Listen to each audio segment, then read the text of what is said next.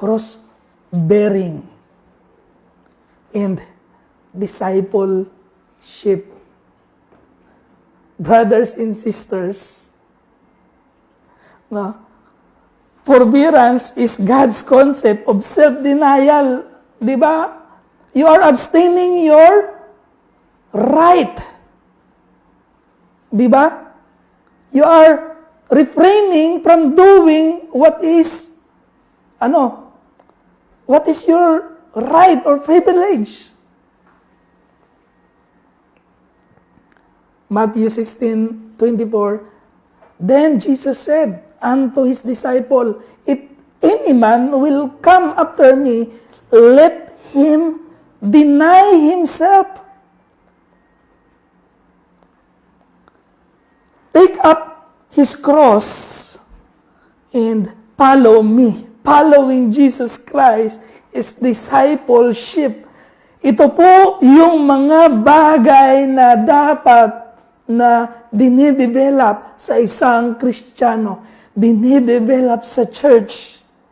Amen po ba? Jesus said, if any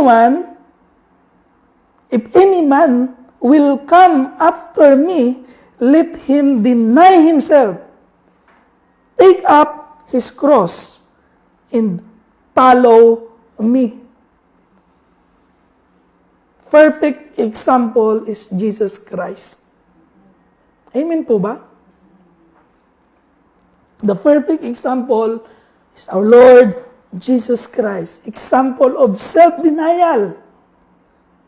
Cross-bearing. No? Discipleship. No? Dinisciple ba ang Panginoon? Ang ating Panginoon po, He is obedient to the Father. Di ba na ano natin yan doon sa example of faith? Laging sumusunod ang Panginoon Hesus sa Ama.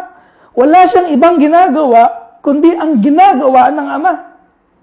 Amen po ba? Yan po yung concept of discipleship, yung to be like Christ. Amen po?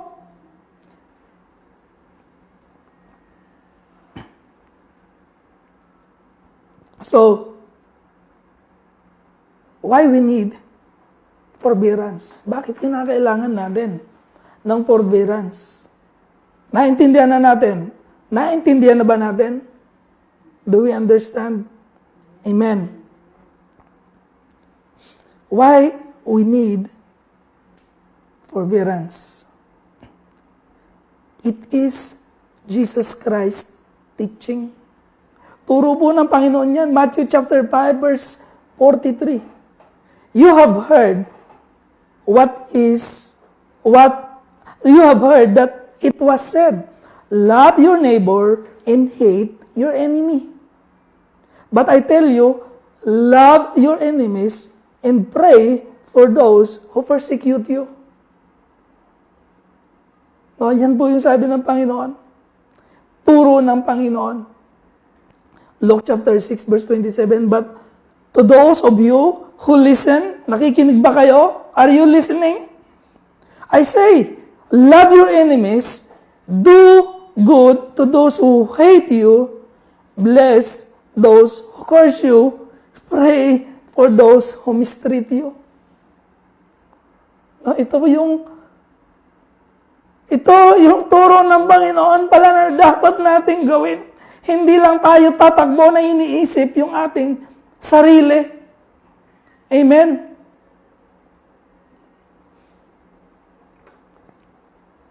Luke chapter 6, verse 35. But love your enemies, do good to them, and lend to them, expecting nothing in return. Then your reward will be great, and you will be sons of the Most High. For He is kind to the ungrateful and wicked. We are belong to that before. Amen po ba? To the ungrateful and wicked. No? So, it is the teaching of our Lord Jesus Christ. Second, it is Jesus' example to follow. No? Sabi po sa 1 Peter chapter 2 verse 21, For to this you have been called, because Christ also suffered for you, leaving you an example, so that you might follow in His steps. No? Binigyan tayo ng halimbawa ng Panginoon para sundan natin. God set an example. He do it for us to follow. Amen? He suffered for us, no? Even though He committed no sin, neither was found deceit in His mouth. Kahit wala po siyang kasalanan, naghirap po ang ating Panginoon. Halimbawa or an example that we can see, that we can follow, that we can imitate, that we can do as well.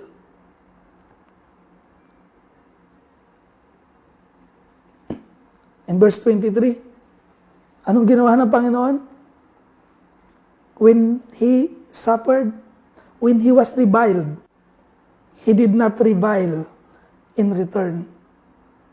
When He suffered, He did not threaten, but continued trusting Himself to Him who judges justly. Yan po yung forbearance, mga kapatid. He is mocked extremely. And He suffered extremely. It says here, the scripture, He is reviled, but He did not revile in return. He did not threaten back. Amen po. Halimbawa na dapat nating sundan.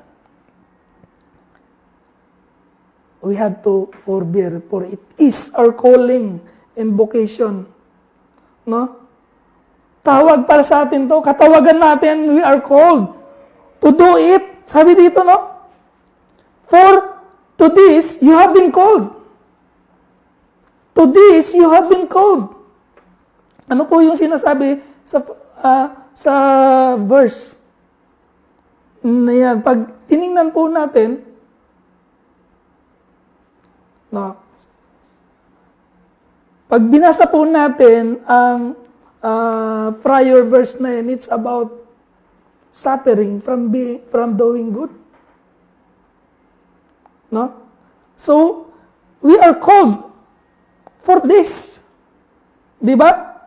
Iyan po yung katawagan sa atin. Sabi po sa 1 Peter chapter 3 verse 9, do not repay evil with evil or insult with insult, but with blessing, because to this you were called, so that you may inherit blessings.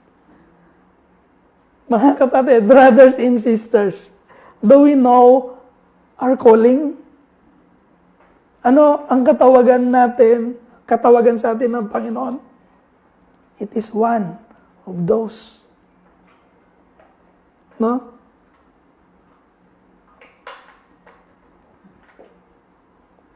To be a reflection of Jesus' forbearance. To be a reflection of God's forbearance. Amen po ba? Na sa pamamagitan natin makikita, no, ang kabutihang loob ng Panginoon. Itong forbearance na ito. It is the pattern of the teaching of apostles. Sabi po ni Paul, I therefore, the prisoner of the Lord, beseech you to walk worthy of the vocation, worthy of the calling which you are called, with all lawlessness and meekness, with long-suffering, forbearing one another. Amen po? So, hindi lang enemies, kundi even our brethren. No? Because most of the time, those who inflict pains on us or offend us are those people around us. Tama po ba yun? Ang makakasakit sa atin ay hindi yung nasa Amerika o nasa Pilipinas. Ang madalas na maka-cause ng sama ng loob sa atin, madalas, yung lagi nating kasama. Tama po ba? We are offended by the words. We are offended by their action. But we have to forbear one another. We have to think other as well. No, Colossians chapter 3, verse 12, King James Version, tingnan po natin na ito talaga yung tawag sa atin. Amen po. Colossians, at ito yung pattern of teachings ng apostles. Kanina tinignan natin yung turo ni Pedro, no? Ngayon, turo ni Pablo. These two are pillars of church. Amen po. Colossians chapter 3, verse 12, put on therefore as the elect of God, holy and beloved, bowels of mercy, kindness, humbleness in mind, meekness, long-suffering, forbearing one another, and forgiving one another. Even, no, if any have quarrel against any,